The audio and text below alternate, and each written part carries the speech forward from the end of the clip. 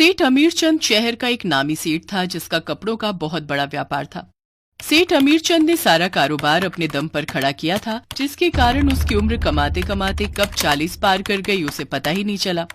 उसके घर में उसकी बूढ़ी माँ रहती थी, जो अक्सर उससे एक ही बात कहती थी, अमीरचंद, कब से तुझसे कह रही हूँ बेटा, शादी कर ले, शादी कर ले।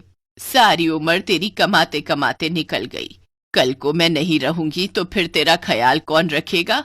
सोचा था मरने से पहले अपनी बहू का चेहरा देख जाती। माँ, तुम जानती हो ना पंडित ने क्या कहा है? हाँ हाँ, अच्छे से जानती हूँ कि तेरी शादी 5 लड़कियों से एक साथ करनी होगी, तो ही तू गृहस्थ जीवन का सुख उठा पाएगा। और अगर ऐसा नहीं हुआ तो तुम में से किसी एक की मौत शादी के 6 महीने के अंदर ही हो जाएगी। हाँ, तो फिर आप ही बताइए, वो कौन लड़कियां होंगी जो 40 साल के बाद इस बुढ़े से शादी करेंगी, और वो भी अपनी सौतनों के साथ एक ही मंडप पर बैठकर? तभी वहाँ पंडित रामफल आ जाता है। अब ऐसी लड़कियां मिल गई हैं सेठ जी, और 5 सगी बहनें हैं जो कि गरीब घर से हैं।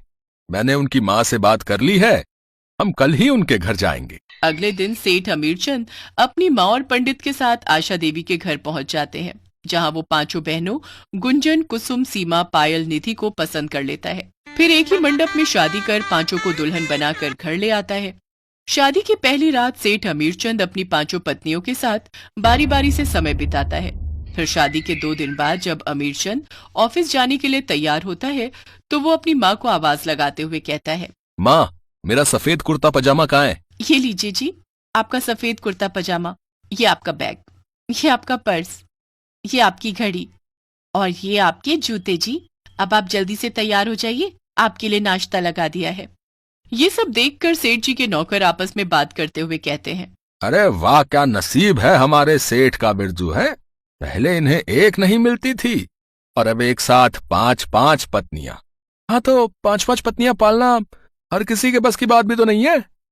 ये कमाल हमारे सेठ जी ही कर सकते हैं। 5 बहनें मिलकर सेठ जी का खूब ख्याल रखती थी। ऐसे ही कुछ दिन बीतते हैं। एक रोज उनकी सास उनसे आकर कहती है, देखो बहुओं, अब मैं बूढ़ी हो चली हूँ, ना जाने कब ऊपर से बुलावा आ जाए। अब तुम मुझे जल्दी से खुशखबरी सुना दो, ताकि मैं मरने से पहले दादी बन पाऊं।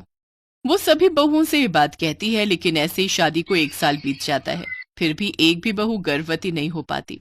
ये देख राजरानी कहती है, मुझे तो लगता है ये 5 बहनों में ही कमी है, इसलिए इनकी गरीब माँ इतनी जल्दी शादी के लिए मान गई थी। माँ जी, आप ऐसा क्यों कह रही हैं? हम सब पिछले 1 साल से कोशिश तो कर रही हैं ना। अब बच्चा नहीं हो रहा तो इसमें हमारा क्या दोष? हाँ माँ जी, ये भी तो हो सकता है कि प्रॉब्लम सेठ जी में हो। खबरदार, जो तुम सबने मेरे बेटे पर कोई लांछन लगाया तो। मेरा बेटा एकदम ठीक है, दोष तो तुम 5 में ही है। ये कहकर वो वहां से चली जाती है। हम 5 ही अगर गर्भ धारण नहीं कर पा रहे, इसका मतलब सेठ जी में ही कोई प्रॉब्लम है।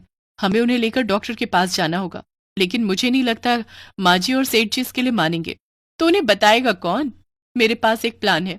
अगले दिन 5 बहुएं अपनी सास और पति के साथ अपना अपना चेकअप करवाने के बहाने अस्पताल पहुंचती हैं, जहां 5 का चेकअप होने के बाद डॉक्टर सेठ जी से कहता है, चलिए सेठ जी, अब आपका भी चेकअप कर लेते हैं। अब लेकिन वो किस लिए?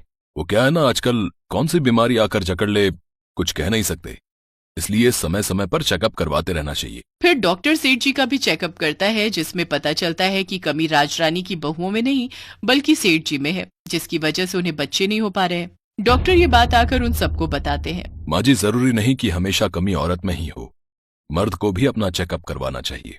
और आज साइंस ने इतनी तरक्की कर ली है कि हमारे पास हर चीज का इलाज है। ये दवाइयाँ सेठ जी आप हर रोज दूध के साथ लीजिएगा, 1 महीने बाद आपको अपने आप रिजल्ट मिल जाएगा। डॉक्टर की बात सुनकर राजरानी को अपनी गलती का एहसास हो जाता है और वो अपनी 5 बहुओं से माफी मांगती है। सेठ जी लगातार उन गोलियों का सेवन करते हैं और 1 महीने बाद ही सेठ जी की 5 पत्नियां एक साथ गर्भवती हो जाती हैं और 9 महीने बाद सेठ जी एक साथ 5-5 बेटों के पिता बन जाते हैं।